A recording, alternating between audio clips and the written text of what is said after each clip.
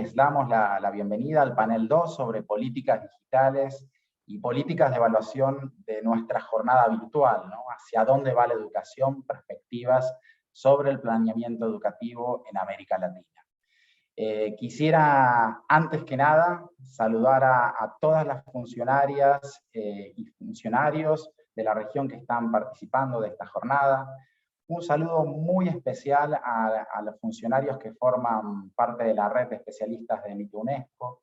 La red desde el 2019 se convirtió en un espacio único de encuentro en la región, y esto se potenció en el 2020 por la pandemia, ¿no? Ahí se viene debatiendo intensamente sobre los temas que más nos preocupan, ¿no? A nivel del planeamiento educativo de América Latina. Quisiera además agradecer a las especialistas de lujo que tenemos en este bloque.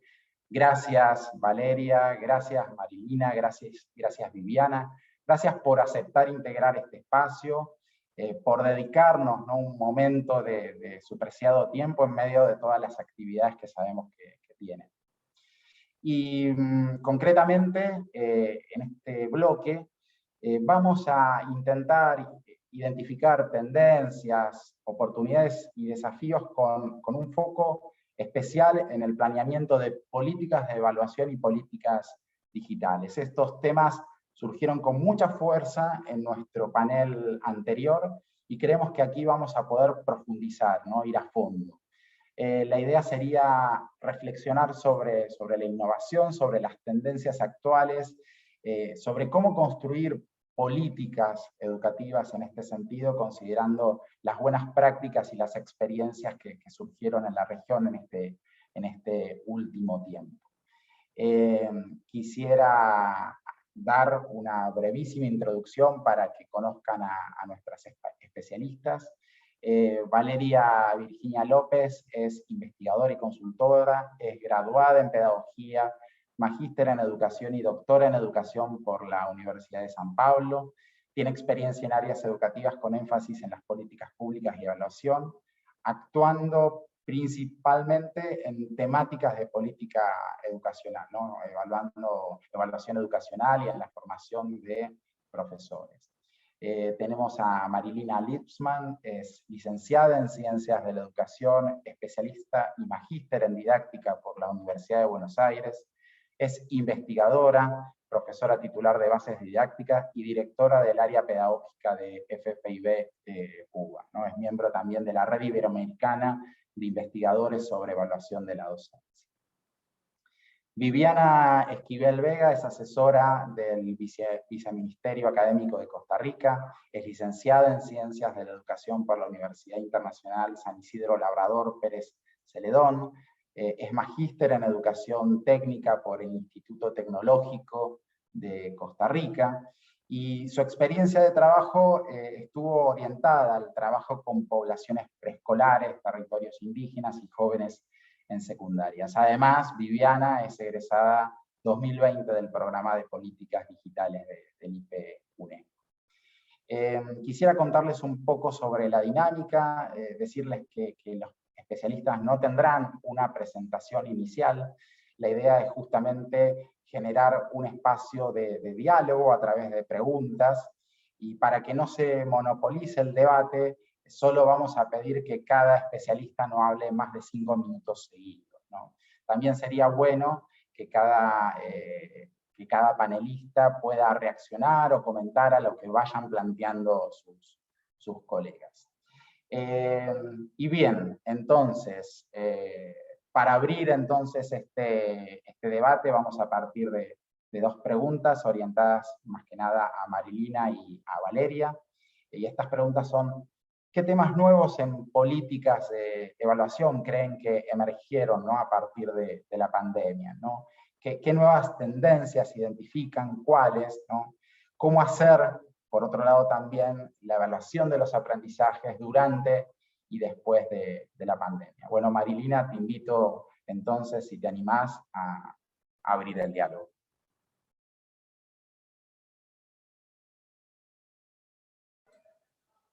Bueno, aquí buenos días, desde aquí podría decir buenos días, buenos medios días, desde Argentina. En primer lugar, quiero agradecer a Fernando Salvatierra por la invitación, también a Pablo Ceballos. La verdad que es un gusto, un honor estar en este evento a principio de un nuevo año muy desafiante, atravesando la pandemia, donde está cruzado por las nuevas formas en nuestro país, sobre todo el regreso a la escolaridad, la presencialidad en muchas jurisdicciones, y en un segundo año de pandemia que nos va a desafiar. Perdón, Marilina, no estamos logrando ver tu video.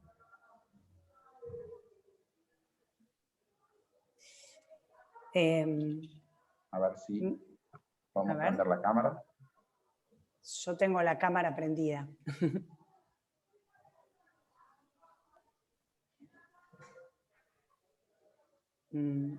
A ver, vení.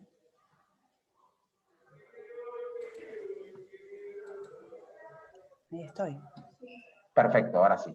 Ahora volví a reiniciar. Y les propongo también a Viviana y a Valeria, si quieren dejar las cámaras prendidas, así queda este formato y nos vemos todos los integrantes del panel. También Valeria, si querés. Bueno, hecho los agradecimientos, ahí estamos. Hecho los agradecimientos públicos como inicio este conversatorio, como lo planteó Fernando y la organización, me parece valioso. Quizás pensaba en algunas puntas disparadoras para pensar algunas de las cuestiones que hemos recogido quienes nos dedicamos al tema de la evaluación desde la investigación, la evaluación y la innovación y las políticas de evaluación que deberían de venir de este momento. Podría ser como algunas reflexiones que susciten un poco la discusión, ¿no? Porque participamos todo el año pasado de distintos webinars relacionados con la temática, y yo puedo decir que luego de un año estuve apelando, y voy a quizás tirar directamente una idea provocadora, estuve apelando a la construcción de una agenda colaborativa de la evaluación.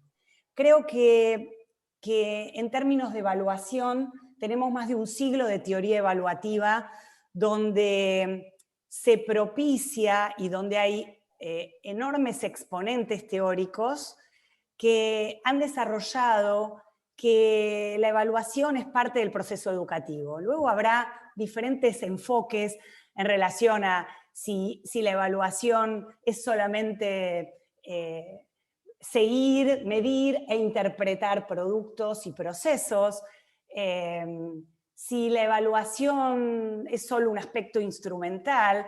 Desde mi punto de vista, la evaluación siempre tiene que ser encarada para la mejora. En ese sentido, es una evaluación que recupera el sentido educativo, tanto desde las prácticas de la enseñanza como desde las políticas. Y creo que en la evaluación pasa como en muchos otros, también pasa con las tecnologías, que cuando surge algún nuevo enfoque, algún nuevo modelo, o como ocurrió acá con la pandemia en la región, en términos de planificar en el marco de la contingencia, es como que se reeditan viejas discusiones que ya estaban saldadas, ¿no? ¿Quién piensa que no hay que evaluar, ¿no? Se volvió a discutir, por lo menos en nuestro país, en el marco de las políticas, se volvió a discutir si había que evaluar o no evaluar. Luego se corrigió en las normativas que cuando se hablaba de evaluación, se hablaba de evaluación no solamente en términos de calificación, sino que podíamos apuntar a empezar a una evaluación de proceso, porque en realidad teníamos que entender que si había que contemplar en las políticas que la enseñanza se priorizaron contenidos y se focalizaron y se dejaron de lado otros, en la evaluación también tenía que ser, obviamente, coherente con lo que se enseñó y evaluar en su consecuencia, que eso es, en la teoría evaluativa, refiere a la validez de contenido, y en algún punto se reeditaron viejas discusiones, como decía, que ya estaban saldadas. Entonces, pareciera que en las discusiones volvía a aparecer la idea de poner en el centro la evaluación de procesos y no de productos. Ahí surgió, como yo digo, el talismán de la pandemia, que en nuestro país y en muchos países, por lo que recogí, fueron las rúbricas. Quizás en otros fueron otros instrumentos similares. Las rúbricas, estas grillas de valoración con niveles de aceptación, ya era algo conocido y que se utilizaba, pero empezó a estar también en la agenda de las políticas para poder pensar en cómo valorar a través de esas rúbricas y cómo luego esto iba a terminar en las escalas de proceso, donde los estudiantes terminaran en la diversidad de sus conocimientos, demostrando qué es lo que a fin de año o a fin de un periodo terminaban conociendo, sabiendo de las disciplinas, de lo que atravesaron en cada periodo, y cómo esto iba a determinar, con las diferentes denominaciones en los distintos países y niveles del sistema, en conocimiento en progreso, cómo se pasa al año siguiente o al nivel siguiente, qué queda pendiente y cómo eso era como aceptado en las normativas que de los distintos gobiernos se podían tener en cuenta para la realización. Y creo que estas cuestiones, que por ahí las planteo un poco a modo de discusión, creo que fueron cuestiones que a posteriori de lo que sucedió en el año, se incorporaron en las distintas regiones y en los distintos niveles como normativas a tener en cuenta, ¿no? La cuestión de pasar de decir que no se evaluaba porque estábamos en pandemia, a evaluar procesos, a que también evaluar procesos, si bien la teoría evaluativa ya lo contemplaba, también era importante, también había una rigurosidad. Evaluar procesos no solamente es algo que, bueno, flexibiliza la evaluación, sino que también es importante y que quizás teníamos que aceptar pasar de un año a otro a los estudiantes sin que tengan la parte quizás de rendimiento final de productos terminada en el periodo que antes estaba como contemplado en toda normativa de los distintos gobiernos. Y tener al año siguiente hoy la situación de diversidad, no solo cognitiva, sino diversidad en procesos y productos de saberes de los estudiantes al mismo tiempo en un año escolar, en pasar de nivel pero con procesos y productos pendientes, y cómo todo eso en las distintas escalas de valoración del aprendizaje hoy tiene que ser tenido en cuenta. Tengo más para decir, pero no me quiero pasar de los 5 minutos de la discusión. Así tiro Acá estas primeras piedras. Habitualmente traemos las preguntas al final, pero creo que es súper pertinente también para Valeria, ¿no? Si refiere tanto a procesos si estamos hablando más de procesos de evaluación macro o micro. Si quieres aclarar esto y podemos pasar a Valeria. Yo me refiero, en este caso, como estábamos hablando de aprendizajes, me refiero sobre todo a lo micro, y que tampoco hubo discusión al respecto, ¿no? O sea, se pasó de algunas soluciones parciales y por eso yo hoy creo que eso tiene que ser discutido, tenido en cuenta y pasar a ser políticas públicas de Estado. En términos de lo micro, y por supuesto ahora esto va a tener repercusión para lo macro, pero bueno, no llegamos todavía en el Perfecto. nivel de... Igual me parece que estaba bien la aclaración. De avance, bueno, muchas perfecto. Gracias, Marilina. Valeria, te pasamos la palabra. Obrigada. Muchas gracias. Quiero agradecer a la invitación del IPE. Agradecer ao Fernando. Agradecerle a Fernando, a Marilina. Intentaré hablar despacio para que nos podamos acompañar en la traducción. Quiero decir que es un privilegio estar aquí hoy en este encuentro con personas de lugares tan distintos, tan distantes. Me imagino que la gente acá ha acompañado el bloque anterior, en el que Rebeca, Daniel y Amparo trajeron muchos elementos para que pensáramos en la gravedad de la situación nacional en nuestros países. Entonces, no quiero agregar elementos a ese escenario que estamos viviendo con mayor o menor gravedad. Diría que acá en Brasil, desafortunadamente, con mayor gravedad. Quiero tomar un poco donde se hizo la cuestión para la participante, del participante, si estamos hablando de macro o micro. Quiero reforzar la respuesta de Marilina en el sentido de que esa distinción entre macro y micro debe, por supuesto que tiene escalas en su realización, pero tenemos que acercar el macro y el micro. El otro día hablaba con una amiga y ella dijo, necesitamos pedagogizar la pandemia.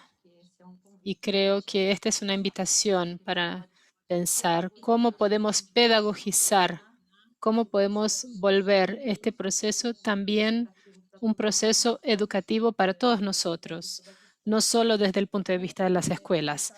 Pero quiero pensar estas dos cuestiones, quizá el tiempo no sea suficiente, pero podemos seguir. Quiero pensar a partir de la idea de que nuestro principal desafío es el enfrentamiento de las desigualdades. Quizá la mejor expresión sea el combate a las desigualdades, a la lucha contra las desigualdades. Proporcionar experiencias escolares que se vuelvan conocimientos a explorar por los estudiantes y que esas experiencias transformadas en conocimientos, en saberes, permitan elecciones en el presente y en el futuro. Durante esta experiencia que estamos viviendo ahora de la pandemia y con diferentes escalas de gravedad, como dije, esa experiencia ha modificado muchas cosas. Nuestra manera de encontrarnos con la gente, la manera de hablar con el grupo de estudiantes y sus familias. Y eso es muy grande, porque si consideramos que la experiencia escolar es colectiva y que el aprendizaje se da en el intercambio entre las personas, en el convivio, es razonable pensar o sospechar que se han procesado también cambios en la forma de aprender de los niños, niñas y adolescentes que están en las escuelas, conviviendo de manera remota o presencial. Digo, estar en la escuela, la situación remota también, con un periodo muy largo. Algunos ya volvieron a lo presencial o a lo híbrido, con un periodo largo de distanciamiento de esa situación colectiva de interacción que entendemos que es la situación educativa. Entonces, si admitimos que la educación es un proceso colectivo que se da en la interacción, la primera cosa que debemos admitir es que hay perjuicio al aprendizaje escolar. Estudios más recientes sobre la pandemia, son muchos, están alertando y vienen cargados de expectativas de que los niños y niñas han retrocedido en sus aprendizajes. Y una de las cosas, de las grandes preocupaciones, es la evaluación. Es una preocupación de docentes, una preocupación de redes y sistemas de enseñanza, y esa parece ser una cuestión que está en el centro del debate. La evaluación está siempre en el centro del debate, ¿no? La cuestión es cómo arrastramos ese debate sin producir cambios radicales, fuertes, importantes y de raíz. Entonces quisiera empezar. No, ya estoy adelantada, ¿no? Ya estoy hablando bastante. Más, no, pero estás 2 minutos más, pero 1 minuto más, dale. Estás bien, unos minutos Seguimos. más. Sigamos.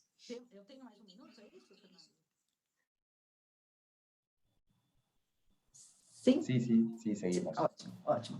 Então, eu quero começar com uma outra provocação. Entonces quiero empezar con otra provocación para pensar la evaluación en macro o micro, que es si consideramos que las evaluaciones de aprendizaje realizadas en escuela o las evaluaciones de sistema externas en larga escala que sucedían antes de la pandemia, mi pregunta es si considerábamos que esas evaluaciones contribuían para que los niños, niñas y adolescentes se comprometieran en los estudios, si se comprometieran con sus trayectos escolares. O si entendemos que la evaluación que hacíamos antes de la pandemia estaba a servicio de la exclusión. Estaban organizadas para decirles a los niños y adolescentes que no eran capaces de aprender, que no logran, que no llegan a los niveles deseados. Entonces, creo que este es un primer filtro para pensar en la educación, porque la escuela es un lugar por donde pasa la mayoría de la población, pero también es históricamente un lugar de reproducción y de exclusión.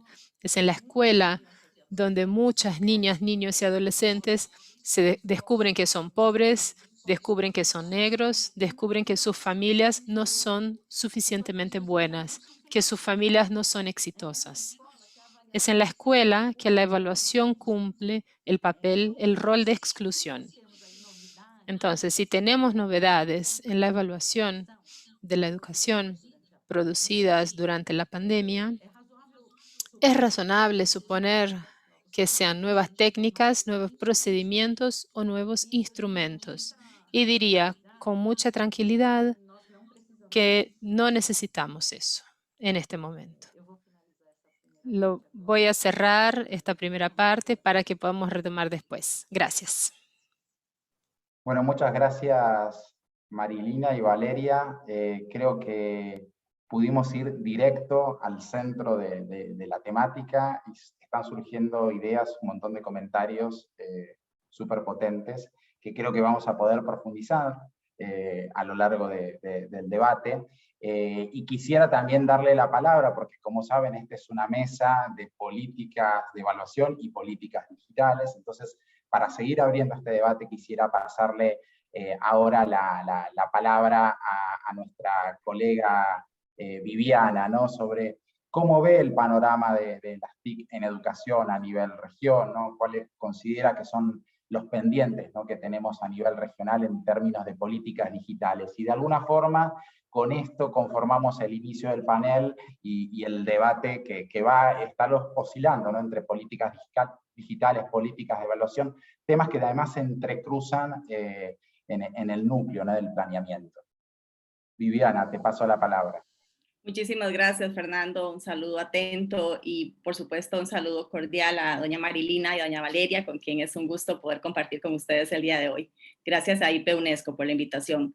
Pues bien, el panorama regional actual de las tecnologías de información y comunicación en educación tiene una serie de aristas que definitivamente a partir del año 2020 se marca una diferencia bastante fuerte en términos de todo lo que hemos venido construyendo, ¿verdad? Y la realidad que nos demostró la pandemia que existía. Profundos retos de acceso, distintos escenarios, vimos estudiantes que tenían acceso a internet y a tecnologías, mirábamos estudiantes que no tenían acceso ni a internet ni a ninguna tecnología, mirábamos estudiantes que solamente tenían un recurso tecnológico en la casa, llámese el celular de la mamá o de los hermanos. Miramos también estudiantes que no tenían ningún tipo de acceso tecnológico ni conectividad. Se daba un inicio inmediato de atención a la emergencia con una demanda inmediata de formación docentes en el tema de competencias digitales. Se da un requerimiento inmediato de una elección de plataformas y los riesgos que esto implicaba, porque estábamos hablando de seguridad, alojamiento en la nube, accesibilidad, que llegara a todos. ¿Qué aprendieron los estudiantes? ¿Quién reportaba lo que aprendieron? Estos eran preguntas que nos hacíamos, ¿verdad? En términos de los procesos de evaluación que ya las señoras anteriormente mencionaban, ¿verdad? ¿Dónde están? ¿Dónde registramos esos aprendizajes que se dieron o que no se dieron en el 2020? Es parte también del panorama que sumaba el tema de tecnologías. ¿Por qué? Porque estar en el aula, un docente que está evaluando, implica documentación, implica registro de datos, implica análisis de datos, reporte a las distintas instancias. ¿Y esto a dónde? ¿Verdad? En un marco del que vivimos, ¿verdad? Donde había una parálisis de todos los procesos que continuamente se hacían presencialmente, ahí es donde entramos, ¿verdad? En esta situación de un panorama que nos llevaba a cómo pensar en una gestión inteligente, incluso de la evaluación, ¿verdad? Donde urgen herramientas de apoyo digital para los procesos de evaluación de los aprendizajes. Y bueno, y con respecto al tema específico también de las políticas digitales, hay temas, como les decía, que ya estaban en la agenda, pero que también ahora son y serán prioridades del diseño de las políticas. ¿Por qué? Porque el impacto de la pandemia certificó con la experiencia vivida que son prioridad. Miles de estudiantes sin acceso a tecnología, necesidad del desarrollo de las competencias digitales, ¿verdad? Los desafíos del aprendizaje en condiciones de emergencia. Esto es un elemento importante que tenemos que empezar a posicionar. Si hoy en día está la pandemia, puede ser que más adelante vengan otras condiciones naturales, por ejemplo, tormentas. Bueno, nuestros países viven continuamente efectos, embates de la naturaleza y hacen de que en las escuelas y colegios tengan que pausar los procesos. Otro punto de agenda es que los esquemas híbridos de educación traen consigo elementos que conllevan a una transformación educativa. Y necesitamos centrar la atención en pedagogías que generen aprendizajes que se mantengan a lo largo de la vida, metodologías activas o aprendizaje profundo. Es decir, tenemos preguntas que respondernos y es cómo abrir rutas pedagógicas que respondan de manera más eficiente al desarrollo de las habilidades que hoy más que nunca son prioritarias para hacer y crecer en nuestra sociedad. Y sumo a esto, cómo hacer un uso adaptativo, inteligente, versátil de las tecnologías al servicio de los procesos de aprendizaje, ¿verdad? Cómo se ensamblan esas experiencias de impacto directo en el aprendizaje, porque no tenemos tiempo, el tiempo es oro en estos momentos, porque tenemos que mirar, ¿verdad? Todo lo que decía, por ejemplo, Valeria ahora, todo lo que le debemos en aprendizaje a los estudiantes. ¿Cómo vamos a recuperar eso? ¿Será que lo recuperamos? ¿O cómo empezamos a trabajar directamente en la integración de experiencias de impacto para interactuar con los estudiantes, ¿verdad? Los docentes y los estudiantes en las aulas o fuera de ellas? No sabemos cómo irá marcando la pauta esto, ¿verdad? Si es más a la presencialidad o más a la distancia o viceversa. El tema, por ejemplo, de la analítica de datos, la trazabilidad de los procesos de los estudiantes, desde que ingresan en sus primeros años hasta que egresan para la educación superior. Esta integración de la analítica nos lleva a procesos de evaluación y la búsqueda de sistemas de información y gestión educativa de forma sencilla, que integren los resultados para que las personas docentes los interpreten de forma sencilla, que no sea complicado, que se mantengan presentes en una trayectoria de formación de los estudiantes y que esta trayectoria sea fácilmente leíble, interpretable y que puedan después integrar nuevos aprendizajes o nuevos conocimientos en conjunto con estos mismos docentes. Entonces, para resumir, el estado actual de las políticas, si bien hemos estado resumiendo, hemos estado poniendo en la mesa de diálogo, de discusión, temas de accesibilidad, temas de acceso, de cierre de brechas, esto ha retomado gran importancia y esto tiene que empezar a trabajarse, como lo decía, incluso desde el panel anterior. Esto es una coordinación, no es solamente a nivel de la institución, sino esto es empresa privada, esto tiene que ver con toda la legislación que implica a nivel de los países empezar a flexibilizar los procesos que permitan de manera más sucinta, más oportuna y más directa atender esas necesidades específicas de los y las estudiantes. Y no estoy hablando, ojo, ¿verdad?, de que la solución sea llegar y dotar de tecnología a un centro educativo, porque finalmente vimos que en pandemia los centros educativos estaban cerrados, ¿verdad? Es mirar las formas de integración tecnológica, hacia dónde tenemos que apuntar. Hay grandes retos que no solamente están en la parte o en el sector educativo, esto es parte también de una toma de decisiones políticas, una toma de decisiones de planificación nacional e incluso regional, que enfocan a una transformación educativa y digital, pero ojo, ¿verdad? Algo que nos lleva, y es un concepto que se ha estado trabajando muchísimo en estos últimos tiempos, esta nueva realidad. Y esta nueva realidad implica una transformación y no es menor. Tiene implicaciones desde todos los parámetros, desde los docentes hasta el más alto nivel. Muchas gracias, Viviana. Creo que con esto queda completo un poco la apertura de nuestro panel. Me parece que el tema de políticas digitales, bueno, la brecha de acceso, que es algo que quizás es lo que más emerge, ¿no? Cómo tenemos que trabajar, que todos estamos de acuerdo en que en los países tenemos que trabajar para reducir la brecha de acceso, pero que tenemos que pensar en la formación docente. Incluso en este contexto me atrevería a decir que estamos pensando no solo en formación docente para enseñar con tecnología, sino formación docente para pensar estos contextos de emergencia, ¿no? Con tecnología. El tema de los esquemas híbridos de educación, cómo se generan, ¿no?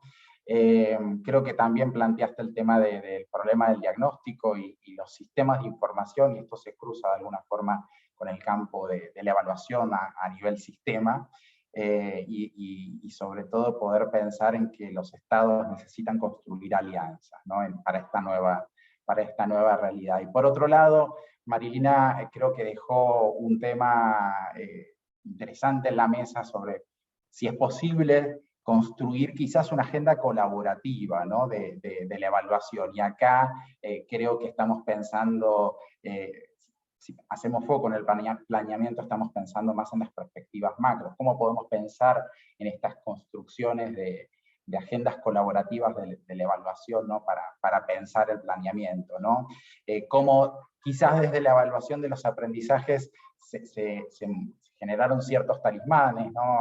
El tema de las rúbricas traía Marilina, probablemente también los choice, ¿no? Otro sistema que emergieron con mucha fuerza en la evaluación de los aprendizajes.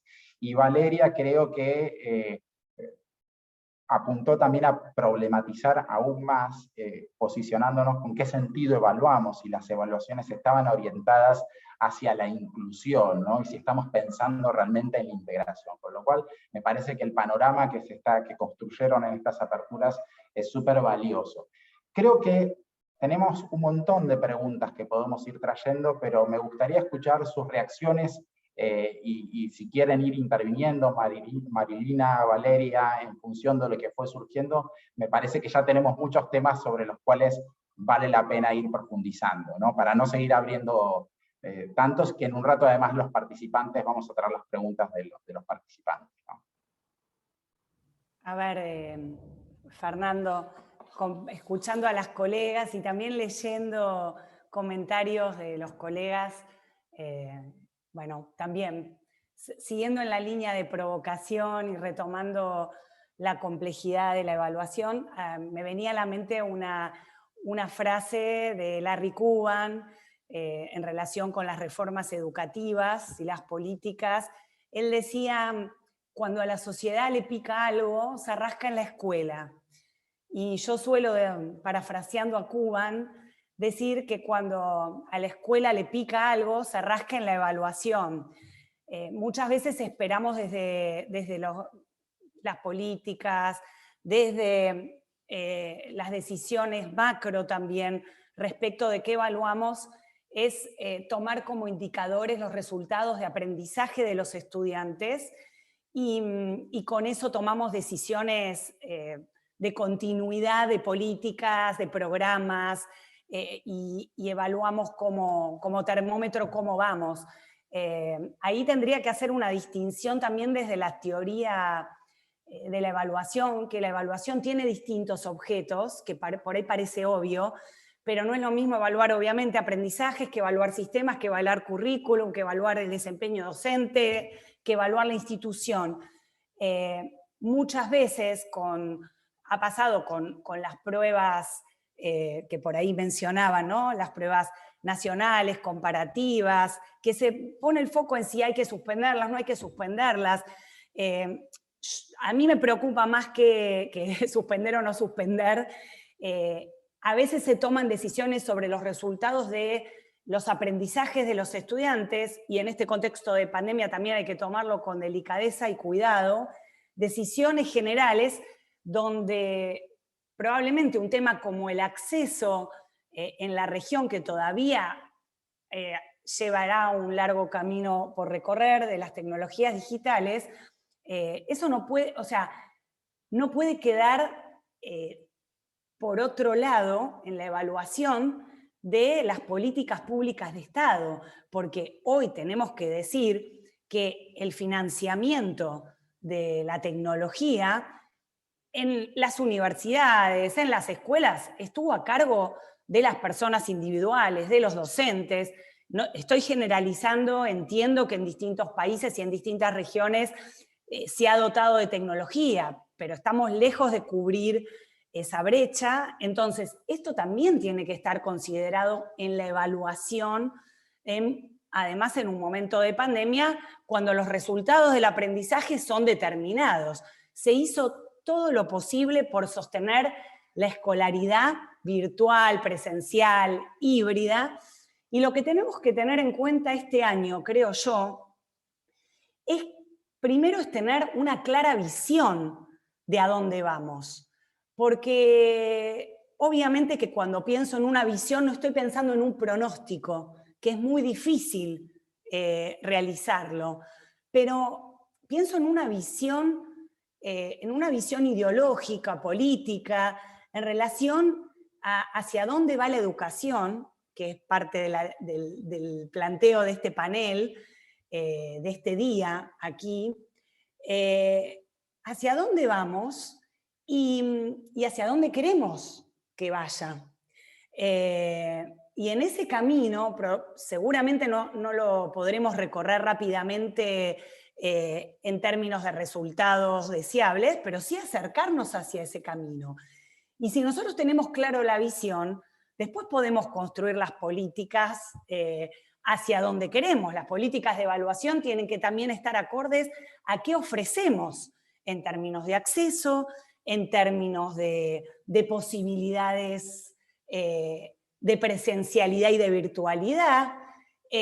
Hoy a las escuelas se les está pidiendo sostener una planificación cotidiana de cierres, de burbujas, de aperturas, de hibridación.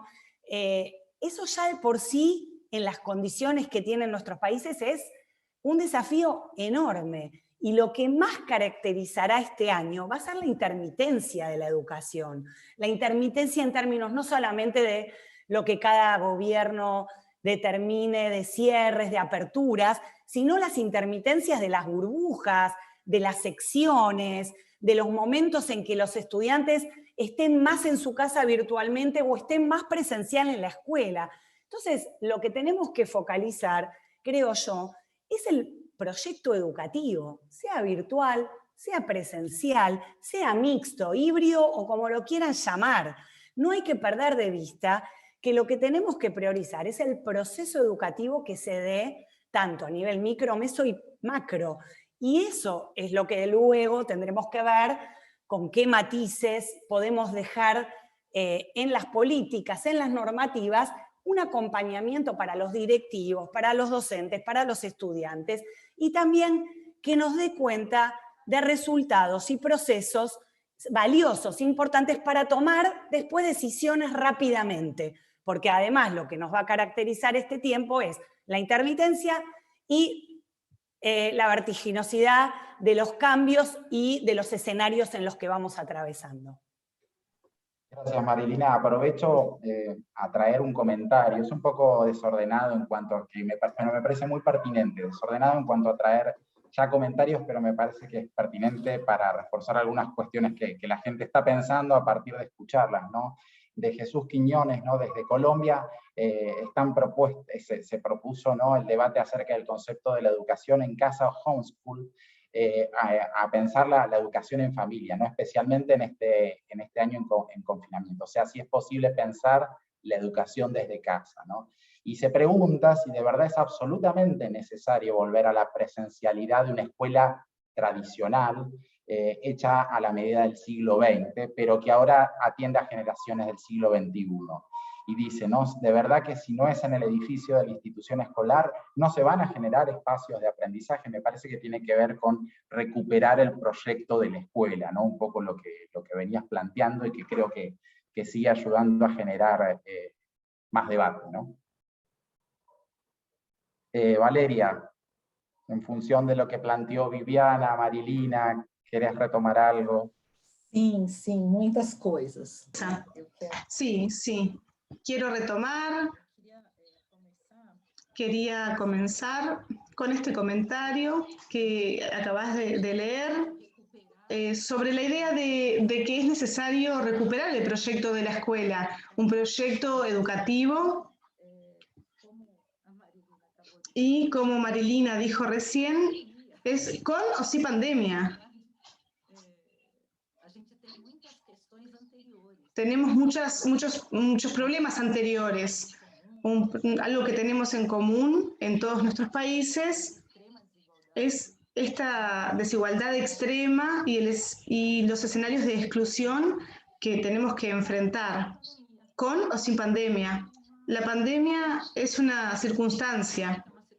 Es claro que es una circunstancia dramática, en fin, que tiene impactos imprevisibles, pero que todavía no tenemos, no logramos tener la dimensión del problema, del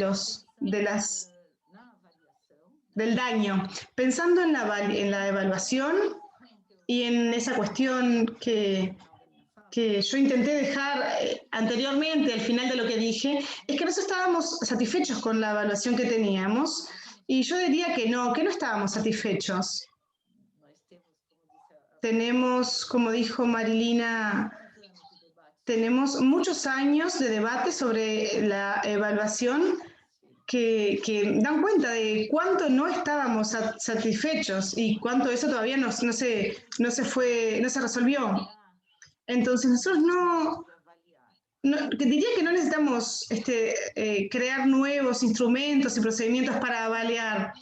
Nosotros debemos cambiar la idea de evaluación, y en este sentido me gustaría traer unas provocaciones pensando que en cualquier situación, en pandemia o no, ¿cuáles son las funciones de la evaluación? Tanto evaluación del aprendizaje o evaluación docente. ¿Qué es lo que necesitamos saber en un proceso educativo? Creo que lo primero es que la evaluación de aprendizaje puede identificar qué es aquello que se sabe, lo que se sabe. Y en ese caso, en el caso de los estudiantes, se trata de verificar lo que el estudiante sabe. Y lo que el estudiante sabe a partir de lo que nosotros enseñamos. Y eso es lo que nosotros hacemos más usualmente, lo que más hacemos, verificar si se dio el aprendizaje de lo que nosotros supuestamente enseñamos, o lo que nosotros trabajamos o expusimos a los estudiantes y a las estudiantes. Las pruebas son los mejores ejemplos de esto, los exámenes. ¿Cómo nosotros sabemos lo que sabe el otro? ¿Cómo hacemos para saber? Esa es una función. Es una función importantísima, saber qué es lo que el otro sabe. La otra función es saber cómo las estudiantes y los estudiantes saben aquello que ellos dicen saber. Entonces, es una invitación a un recorrido intelectual del relato y, por lo tanto, de apropiación de ese conocimiento cuando debo contarle al otro, a otra persona, cómo aprendí eso que yo digo que sé. Yo me doy cuenta de ese conocimiento y sistematizo ese recorrido. Entonces, se trata de identificar un camino recorrido para saber. Eso es lo que nosotros deberíamos hacer durante la pandemia, antes de la pandemia y después de la pandemia. Un tercer elemento para pensar en la evaluación, en especial en la evaluación del aprendizaje, es ¿qué es lo que las estudiantes y los estudiantes hacen con lo que saben? En este caso, hablamos del saber en movimiento. No estoy hablando del saber utilitario, aquello que puede ser aplicable, sino que estoy hablando de la movilización de los saberes para resolver problemas, que si se quiere pueden ser objetivos o inminentes, pueden ser problemas hipotéticos y que pueden tener su origen en la curiosidad, en la hipótesis. Esas tres funciones, para esas tres funciones debemos encontrar mecanismos para que se acerquen a esas tres funciones. Saber qué es lo que saben los estudiantes, saber cómo las personas saben eso que dicen saber y saber qué hacen con este saber qué hacen esas personas con este saber, no en el sentido utilitario, sino de reflexión crítica. Lo que yo digo es que debemos buscar ayudar a los estudiantes a darle sentido a lo que nosotros estamos diciendo o a las experiencias que nosotros estamos dándoles. Porque si nosotros no le damos un sentido, si cada uno de nosotros no le da un sentido a lo que está viviendo, eso se nos va. Y es mucho de lo que esto es lo que sucede con las experiencias escolares, se van, se escurren, no permanecen con nosotros. Entonces, debemos abandonar definitivamente la idea de que lo que nosotros estamos enseñando es comprendido exactamente de la forma en que nosotros lo estamos informando. Debemos asumir que el conocimiento es un campo en disputa, y como un campo en disputa tiene diferentes comprensiones y aproximaciones sobre lo que nosotros estamos supuestamente informando, enseñando. Entonces, entender cómo eso se conecta con lo que los estudiantes eventualmente ya saben o no saben, o no es necesario de los conocimientos previos. Esa idea de que son importantes los conocimientos previos, no es tan así, no todo el mundo los necesita. Nosotros enseñamos, nosotros damos situaciones que pueda generar ese encuentro de un saber. Y saber que en ese momento, y por nuestra responsabilidad, en el sentido de que nosotros estamos ahí frente a esas tecnologías, nosotros estamos invitando a los estudiantes a esa experiencia y estamos dando informaciones que están desconectadas y que muchas veces no son honestas. Entonces, creo que debemos pensar que debemos mirar a la evaluación de una manera pedagógica, humanizada, de una forma que pueda, que permita la inclusión de todas y todos. Eso es todo.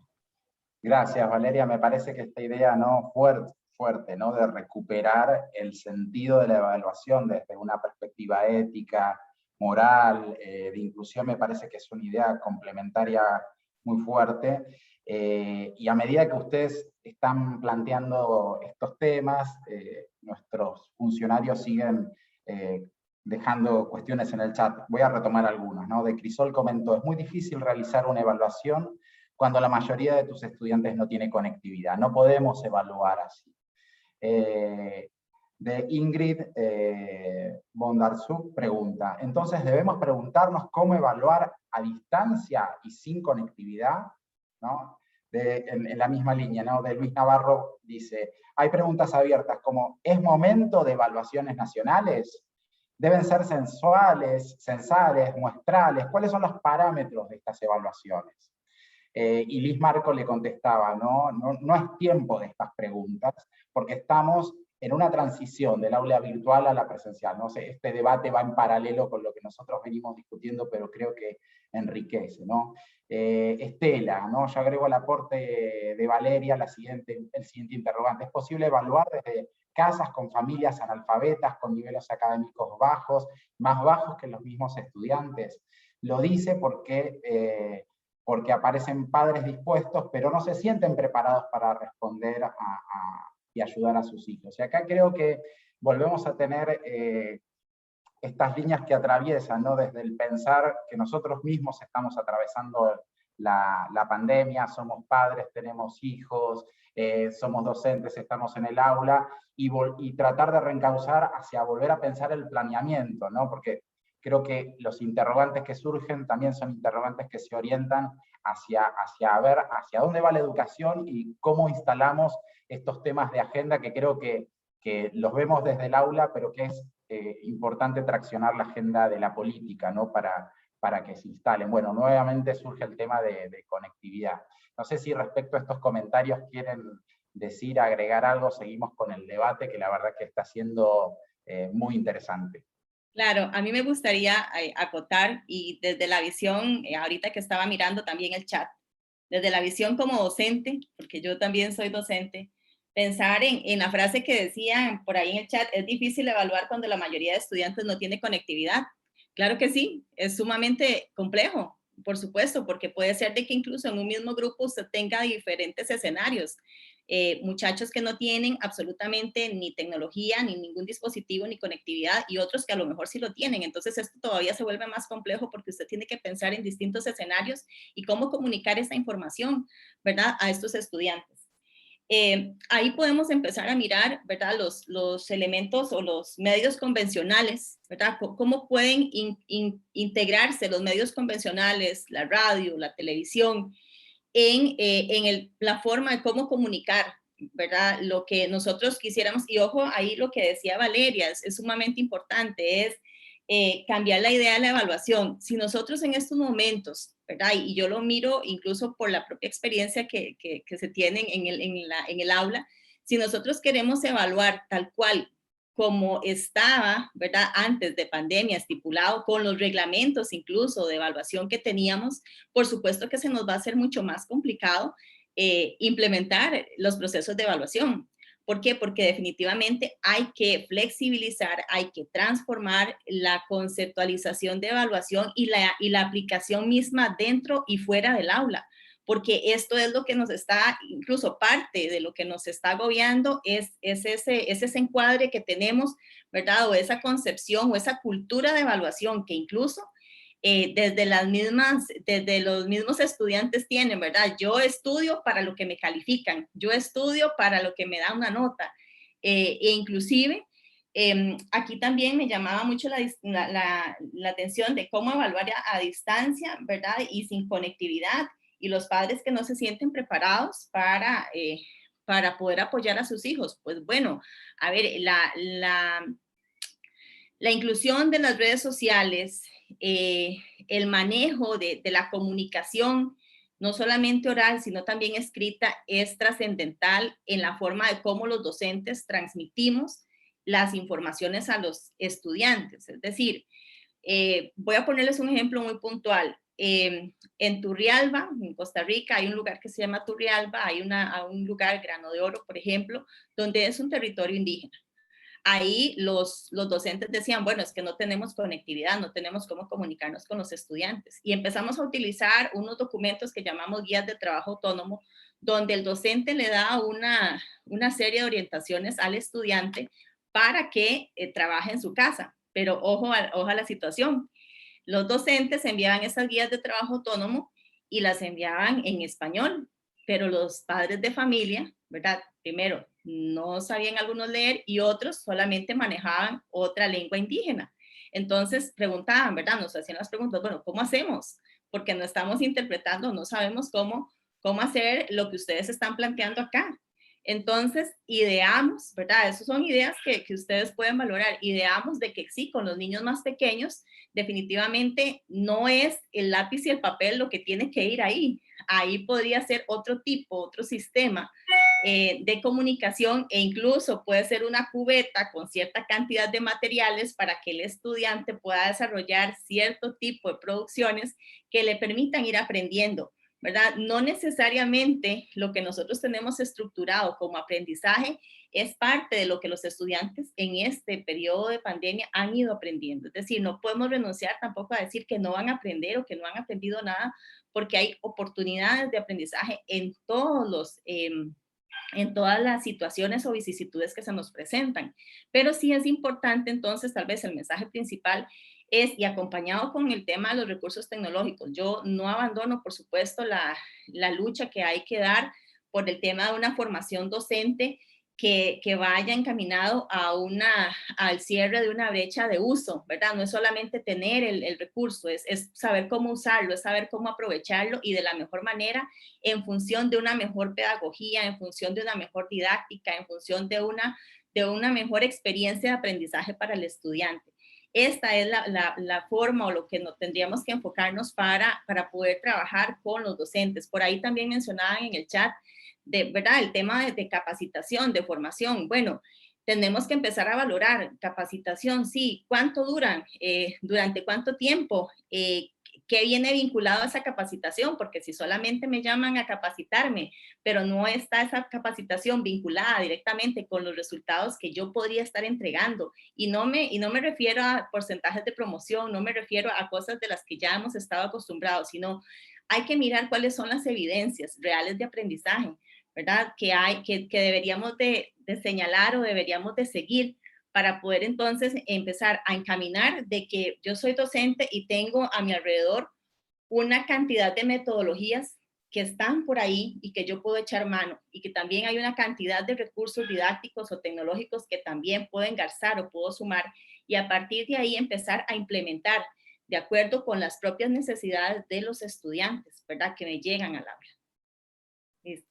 Gracias, Viviana. Me parece que gracias también por la experiencia que traes. Creo que hay algo que en la pandemia, es una lección aprendida de la pandemia, y tiene que ver con poder recuperar buenas experiencias, buenas prácticas, que creo que vale la pena profundizar e investigar, ¿no? Creo que hay muchas experiencias a lo largo de toda la región que vale la pena que se conozcan. Entonces me parece que es un buen ejemplo para entender hacia dónde tenemos que ir. También pensando que en las políticas digitales, y esto lo veníamos diciendo desde el IPE hace tiempo, ¿no? Hasta probablemente el 2015 estuvo muy fuerte en las agendas nacionales de toda la región, el tema de políticas, el dotamiento de los equipos, la conectividad en las escuelas, y quizás en los últimos años se vio un stop, se detuvo un poco este avance que venía dándose y quedó muy evidenciado en la pandemia. Y no estamos pensando en la conexión, estamos pensando en todo lo que implica las políticas digitales, ¿no? La formación docente, las estrategias. No estamos pensando que los docentes se tienen que apropiar de tecnologías para comunicarse solamente con sus alumnos, sino que estamos pensando que tenemos que imaginar políticas para que los docentes puedan enseñar con tecnología, que es un poco hacia dónde vamos, ¿no? Las tecnologías se instalaron quizás desde lo social muy fuertemente, y hoy necesitamos reinstalarlos, y es cierto que los países están haciendo una inversión, y para mí lo importante es que esto no decaiga y que podamos sostenerlo, los que están trabajando en el frente de batalla, en los ministerios. Me parece que lo importante es poder sostener que esto sea un tema de agenda, porque hoy la tecnología llegó para quedarse. Probablemente estos modelos híbridos de los que hablamos también llegaron para quedarse, y la pandemia no se va a terminar tampoco en este año. Entonces esto que decía Marilina, que vamos a estar en periodos de alternancia, es la parte de esta nueva realidad que vos también traías.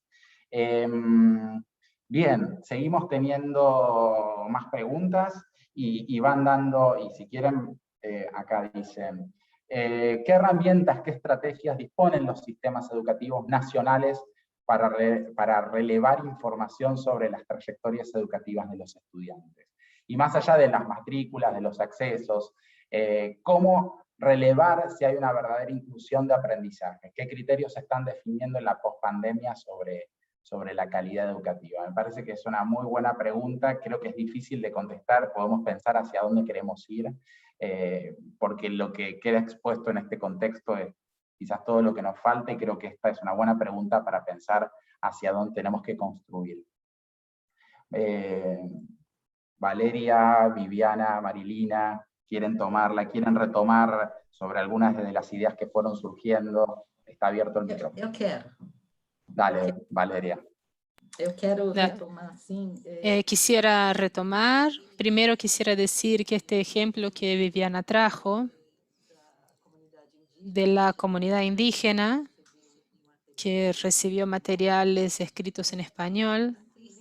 Es un excelente ejemplo para que pensemos las políticas educativas, ya sea en el nivel micro o macro. Todo el tiempo producimos o les negamos la existencia de los contextos. Y cuando negamos la existencia de los contextos, estamos hablando solos. Esto es muy grande. Y ya sean los contextos familiares, pido disculpas porque no me recuerdo el nombre de las personas, pero estoy acá tratando. Entonces me olvido. Alguien comentó la cuestión de las familias que tienen pocas condiciones de apoyar a los niños y niñas o adolescentes, o no tienen ninguna condición, que es el caso de muchas veces acá en Brasil. Esa es la situación muy dramática respecto a la pobreza y a la exclusión. Esto es un dato, es una información que tenemos. Y es a partir de ese dato, que es un dato de contexto, que debemos pensar cuáles son las intervenciones, cuáles son las políticas, cuáles son las propuestas. Las familias no son alfabetizadas. Este es un dato. Esto no puede ser un impedimento para nuestra acción o un limitador de nuestra acción. Pensar los accesos o la ausencia de accesos a las tecnologías que Viviana trajo también con mucha competencia, con mucha propiedad. Teníamos un escenario en que una parte de la población ya lidiaba con las tecnologías, aunque la mayoría de las escuelas, por lo menos acá en Brasil, ignoraba que una parte de la población lidiaba con las tecnologías. Digo, ¿cómo? Suspendiendo, prohibiendo el uso del celular en la escuela, por ejemplo. Otra parte de la población tuvo contacto con las tecnologías ahora, durante esta experiencia que está sucediendo ahora, durante esa experiencia de la pandemia. Otra parcela no tenía y sigue sin tener contacto. Y ahí es una cuestión para que pensemos en la evaluación de las políticas públicas. ¿Cuáles fueron las condiciones objetivas para que docentes y estudiantes pudieran seguir conectados con la escuela? ¿Cuáles fueron las condiciones objetivas promovidas por el poder público? Hubo. Aquí en Brasil las condiciones no se dieron. Hay una u otra experiencia. Lo que más tenemos son esfuerzos impresionantes de municipios, de escuelas, de profesores, eventualmente también de los gobiernos de estados, que también obviamente producen resultados. Pero un primer filtro evaluativo es cuáles son las condiciones objetivas para que sucedan las cosas. Si las profesoras y los profesores entregan un texto en español y que supone la colaboración de las familias, porque la actividad podría no suponerla, podría estar dirigida exclusivamente para los estudiantes. Pero si supone la colaboración de las familias, no se puede ignorar ese dato. Entonces, lo que quiero decir para cerrar es que necesitamos lidiar con el contexto. Si no tenemos en cuenta el contexto y no calificamos esa información, tendremos mucha dificultad, seguiremos con mucha dificultad de alcanzar lo que decimos que queremos alcanzar. Sí, me dejas pensando, ¿no? Cómo todos estos esfuerzos que se vienen haciendo se podrían traducir en políticas, ¿no? O sea, pensar de los esfuerzos a las políticas me parece que es el desafío que también tenemos ahora. Marilina, Viviana, alguno también ahí escribía y me parecía que era un tema quizás que vuelve a pensar la evaluación de los aprendizajes, pero que también podría tener una mirada más política, si es posible pensar una evaluación invisible. parece que es una pregunta interesante.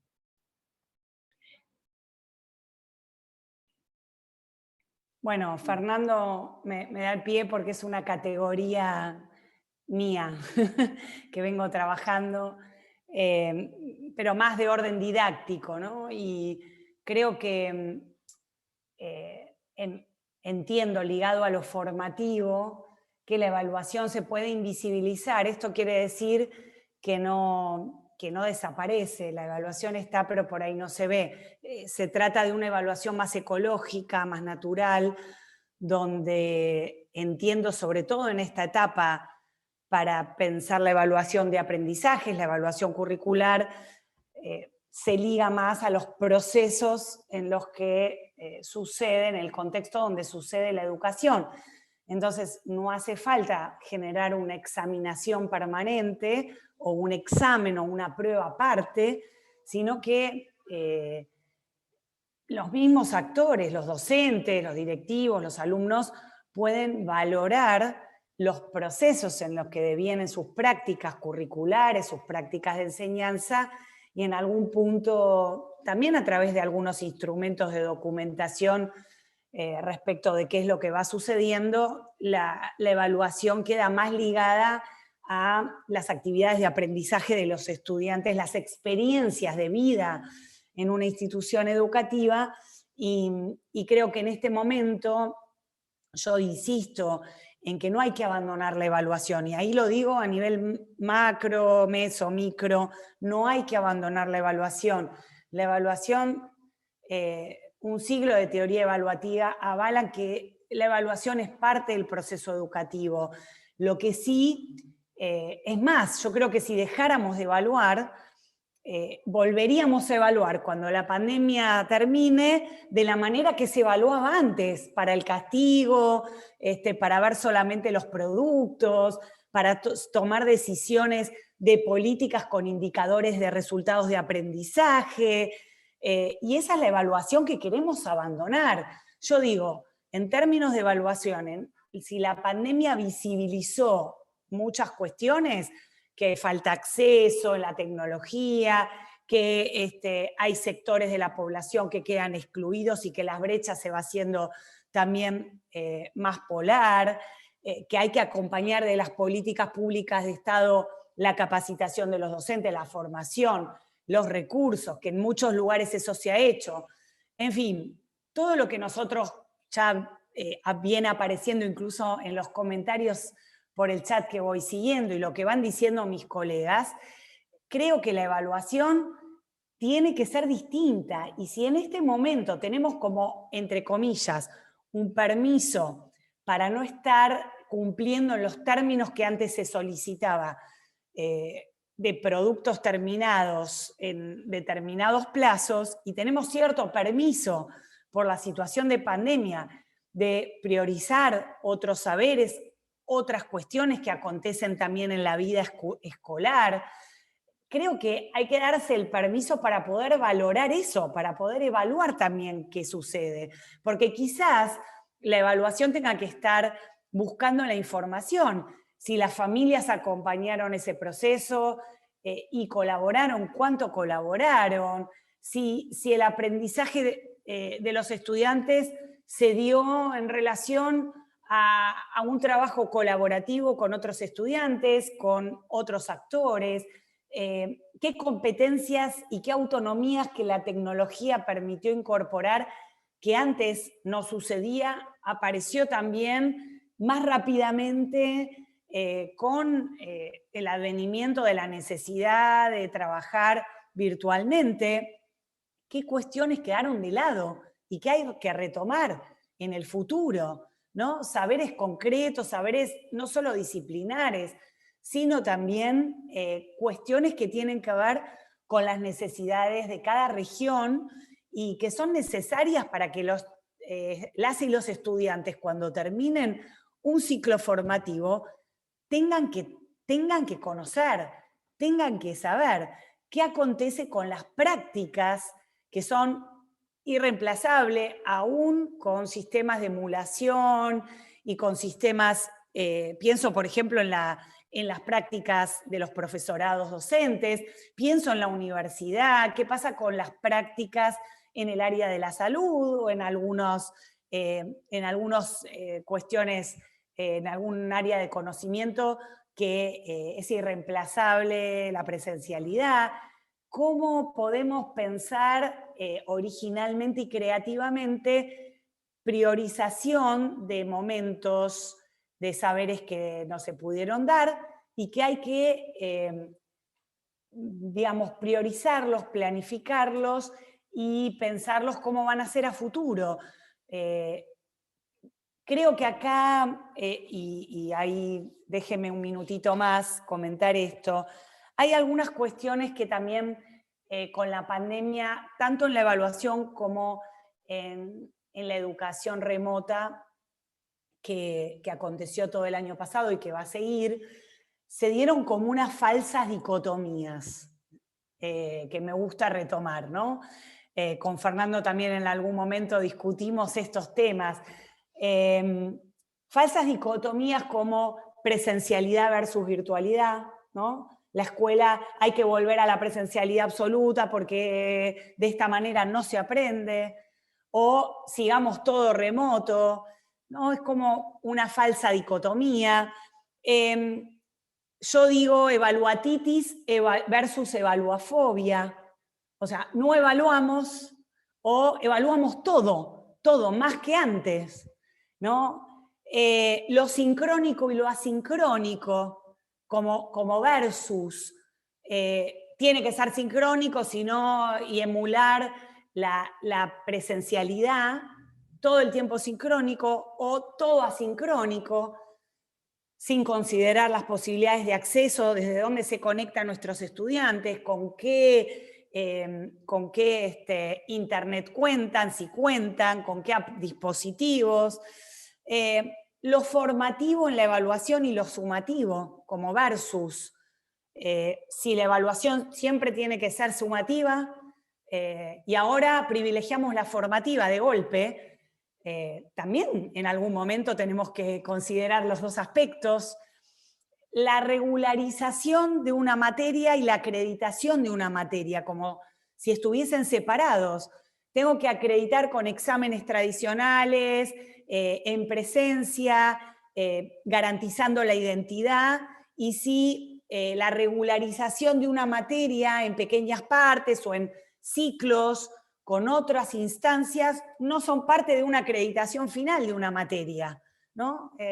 Bueno, todas estas cuestiones, la innovación y la tradición, ¿sí? Esos versus, todo tiene que ser nuevo, novedoso, eso es innovación, y la tradición, las buenas tradiciones, la innovación no se ancla también en el marco de algunas buenas tradiciones, quizás con algún ayornamiento, entendiendo que hay que recrear en relación al contexto. Creo que nos planteamos constantemente, versus, y no pensamos que hay continuos en esto, y hay que evaluar el momento, las necesidades, los recursos, las políticas, para poder dar lugar a que estos versus no sean tan dicotómicos. Gracias, Marilina, me parece que está muy bueno, estamos acercándonos al cierre y ya tenemos que empezar a sintetizar, y creo que esta idea de la continuidad entre estos versus, pensar más allá de la dicotomía, está muy bueno. Mariana Cluselas me decía, diríamos al oído, por acá por chat, me decía, no, tampoco la evaluación puede volver a la vieja normalidad, ¿no? O sea, es como que, bueno, cuando volvemos a lo mismo de antes.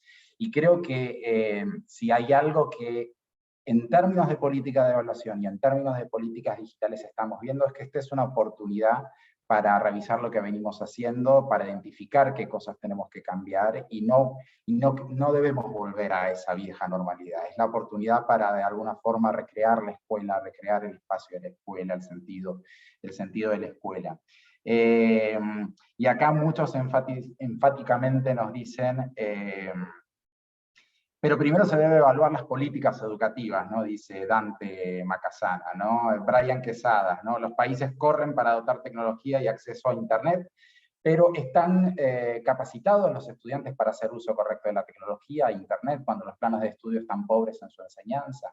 Inclusive los docentes repelen la enseñanza por medio de la tecnología, ¿no? ¿Cuál serían los cambios en política educativa que debería realizar un país? Y esto es mucho, me parece que hay algunas de estas cuestiones que se profundizan, ¿no?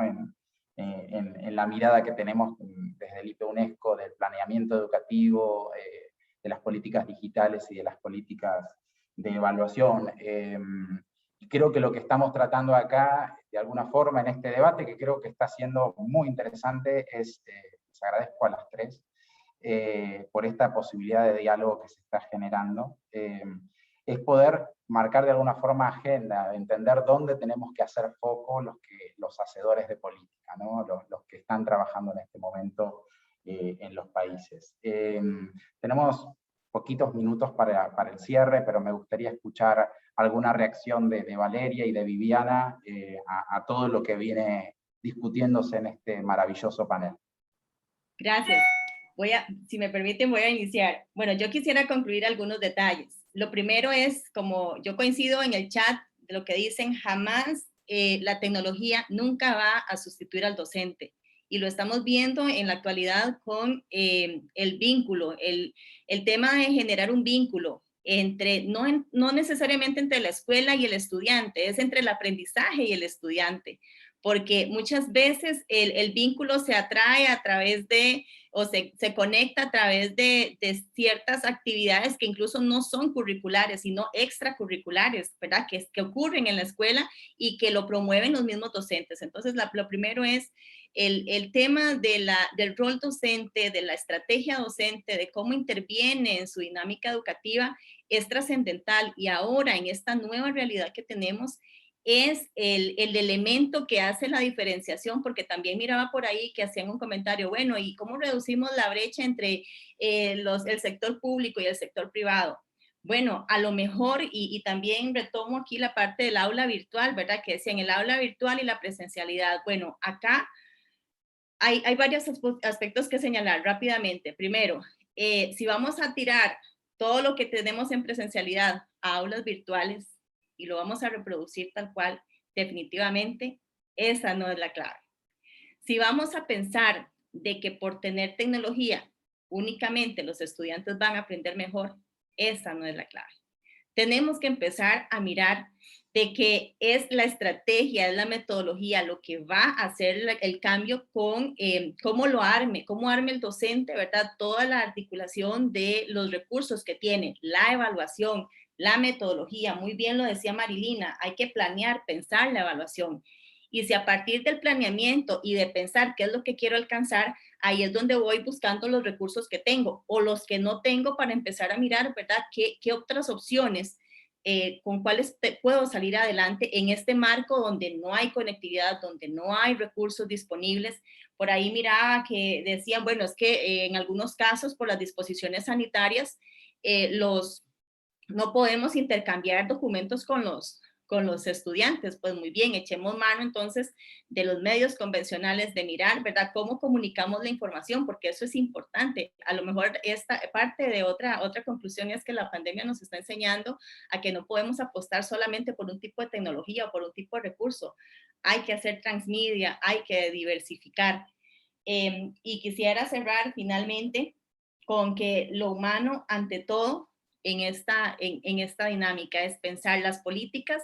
Sí, es necesario repensarlas, replantearlas, mirar junto con los gobiernos hacia dónde, qué es lo que queremos lograr en cada uno de los países, pero sí tiene que posicionarse lo humano primero para mirar cuáles son las necesidades de los estudiantes que vienen, de estas generaciones que vienen atravesando estas circunstancias y también de estas generaciones docentes que necesitan transformarse, quitarse la capa que antes se tenía, antes del 2020, digámoslo así, y ponerse otro equipo totalmente distinto, porque las condiciones son diferentes, porque la realidad es distinta. Nos guste o no, vamos a volver quizá a las mismas aulas, pero jamás a la misma educación. Entonces, ahí es donde tenemos que posicionarnos.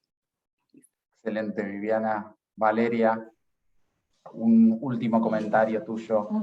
Un último comentario curto. Bien, un último comentario y corto, porque después de Marilina y Viviana, queda poco para que yo pueda decir. Hicieron una síntesis excelente de esta conversación.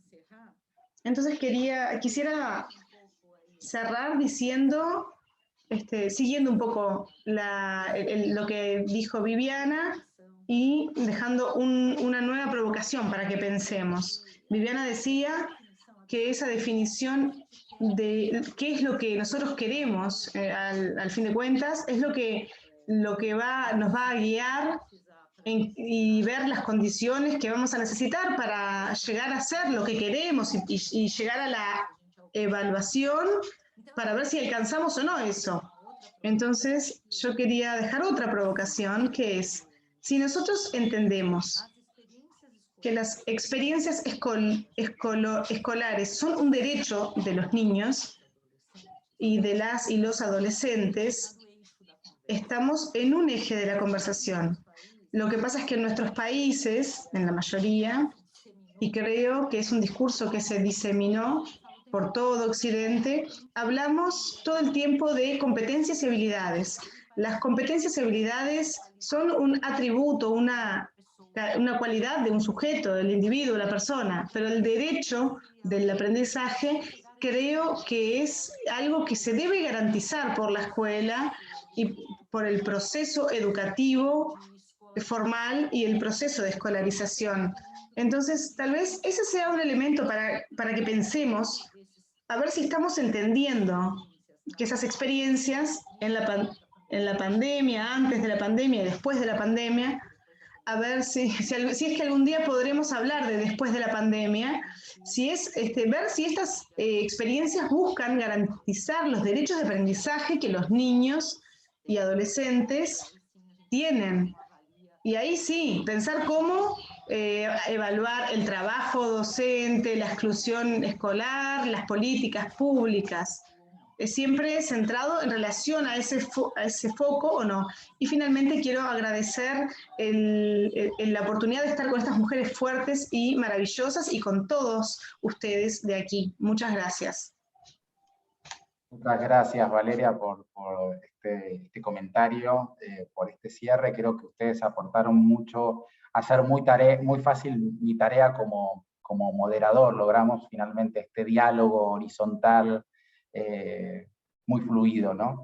Creo que algunas cuestiones que me gustaría retomar ya para el cierre, ¿no? Esta idea de pensar si es posible el planeamiento de una construcción, de una agenda colaborativa de la evaluación. Creo que esto es algo interesante, mirar lo que está pasando en la región y pensar esta idea de construcción de agenda colaborativa, la idea de la evaluación con foco en la mejora, ir más allá de estas dicotomías que se instalan, ¿no?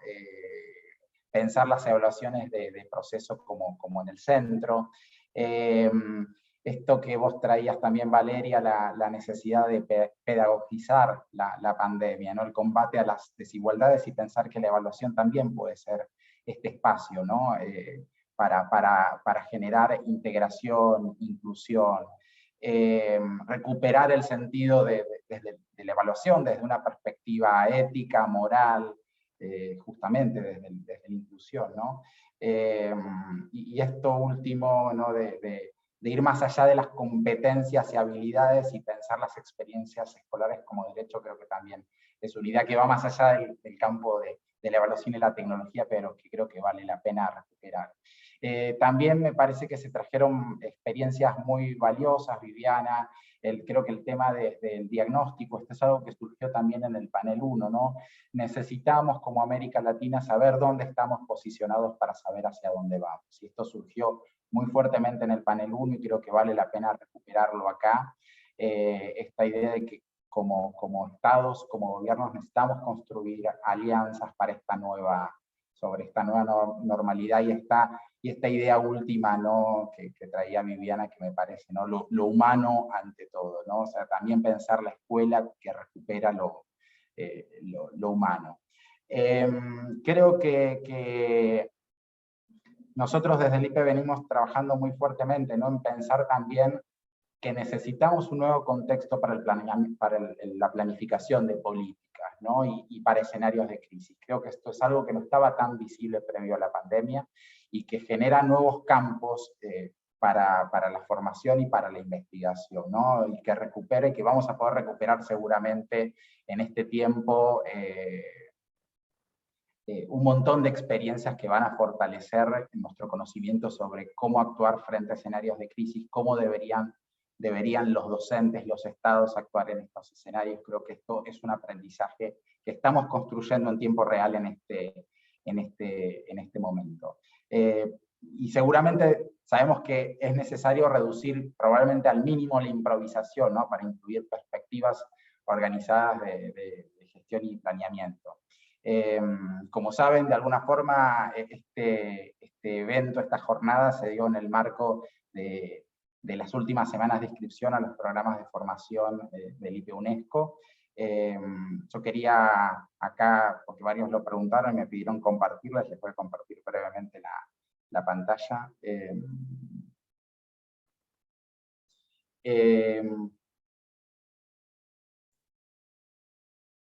Este año nuestra oficina está ofreciendo a funcionarios y especialistas en política educativa 5 propuestas de formación, que son programas en modalidad virtual o mixta, para pensar en herramientas y conocimientos, ¿no? Para mejorar las políticas, y están dirigidos sobre todo a equipos técnicos y responsables de educación de América Latina. Concretamente estos programas son el Programa Regional de Formación en Planeamiento y Gestión de Políticas Educativas, que está disponible en simultáneo en español y portugués, el Programa Nacional de Formación en Planeamiento y Gestión de Políticas Educativas para Argentina en español, el Programa Virtual de Formación en Políticas Digitales en Educación, también disponible en español, el Programa Virtual de Formación en Políticas de Evaluación en Educación, disponible este año solo en portugués, y el curso virtual de planeamiento educativo con sensibilidad a la crisis, que estará disponible también en español y en portugués. Nos preguntaban si estaban abiertas las inscripciones. Están cerrándose en estos días porque los programas empiezan en breve, pero quería contarles sobre esto. Sabemos que hay mucha necesidad de formación de los equipos técnicos en este momento, y creemos que la oferta del IPE UNESCO es un gran aporte. También quisiera invitar a todos los funcionarios que estuvieron hoy presentes y que quizás no forman parte de la red de especialistas a que se sumen a la red de especialistas. La red es un espacio, es una comunidad de práctica, de espacio y de intercambio, donde profundizamos en muchos de estos temas. Y también en el sentido, ¿no? Cuando pensábamos sobre la información, también los invito a visitar el área de investigación con el CITIAL, nuestro sistema de tendencias en América Latina, que creo que también está haciendo un relevamiento muy valioso sobre lo que viene pasando a nivel de políticas y normativas a nivel regional.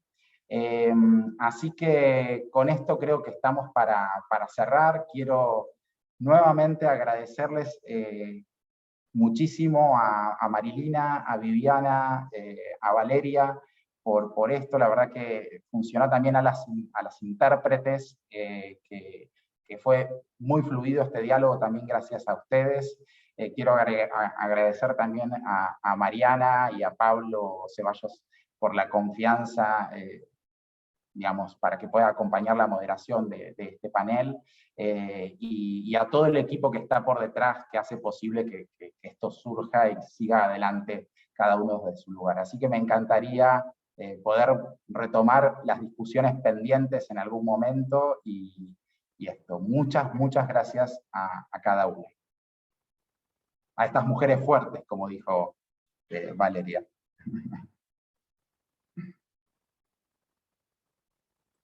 Bueno, hasta Gracias. pronto. No sé si quieren decir algo. Bueno, hasta pronto. Muchas gracias nuevamente. Gracias, Fernando. También te has lucido. Así que gracias por moderar este panel. No nos conocíamos personalmente con las colegas. Un gusto a Valeria y Viviana haber compartido esta mesa. Muchas gracias al IPE UNESCO por la invitación. Gracias, Fernando. Y saludos a todos. Bueno, muchas gracias. Muchas gracias. Ha sido un gusto compartir también con ustedes, mujeres fuertes, definitivamente. Qué gusto. Muchas gracias, Fernando. Gracias. Hasta pronto, Valeria, y gracias a Obrigado. todos, y nos vemos en el próximo evento, jornada que tengamos en breve. Un saludo.